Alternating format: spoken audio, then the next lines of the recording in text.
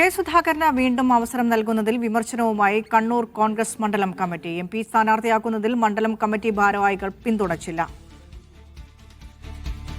വിജേഷ് ഗോവിന്ദൻ കണ്ണൂരിൽ നിന്ന് വിശദാംശങ്ങളുമായി ചേരുന്നുണ്ട്. വിജേഷ്, നേരത്തെ തന്നെ ചേരിതിരിഞ്ഞ സുധാകരൻ അനുകൂലികളും ടി ഒ മോഹനൻ അനുകൂലികളും ചേരിതിരിഞ്ഞ തർക്കം തുടരുന്നൊരവസ്ഥയുണ്ടായിരുന്നു. സിറ്റിംഗ് എം പിമാരെ വീണ്ടും സ്ഥാനാർത്ഥികളാക്കേണ്ടതില്ല അല്ലെങ്കിൽ നിയമസഭയിലേക്ക് മത്സരിപ്പിക്കേണ്ടതില്ല എന്നുള്ളൊരു തീരുമാനമാണോ ഇന്നത്തെ യോഗത്തിൽ വരുന്നത്?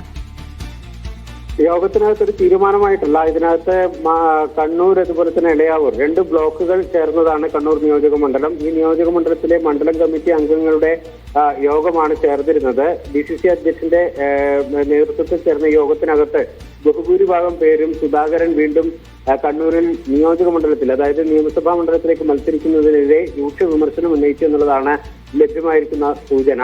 അതായത് പാർലമെന്റ് അംഗമായ സുധാകരനെ വീണ്ടും കണ്ണൂരിൽ MLA ആയി കൊണ്ടുവരാനുള്ള നീക്കത്തെ ഒരു തരത്തിലും അംഗീകരിക്കാൻ കഴിയില്ല എന്നുള്ളതാണ് മണ്ഡലം കമ്മിറ്റിയിൽ ഒരു ഭൂരിപക്ഷ അഭിപ്രായമായി ഉയർന്നു വന്നത് എന്നുള്ളതാണ് അറിയാൻ കഴിയുന്നത്.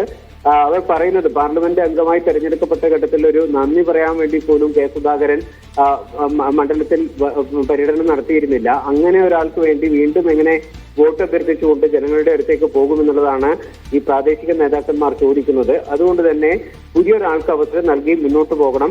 ഈ ഘട്ടത്തിൽ ഇനിയിപ്പോൾ ടി ഒ മോഹന്റെ പേര് വന്ന സാഹചര്യത്തിൽ മറ്റൊരാളിലേക്ക് പോവാതെ ടി ഒ മോഹനെ തന്നെ സ്ഥാനാർത്ഥിയാക്കി മുന്നോട്ട് പോയി കഴിഞ്ഞാൽ കണ്ണൂരിൽ UDF അനുകൂലമായിട്ടുള്ള ഒരു സാഹചര്യം സൃഷ്ടിച്ചെടുക്കാൻ കഴിയുമെന്നുള്ളതാണ് മണ്ഡലം കമ്മിറ്റിയിൽ വരുന്നിരിക്കുന്ന അഭിപ്രായം.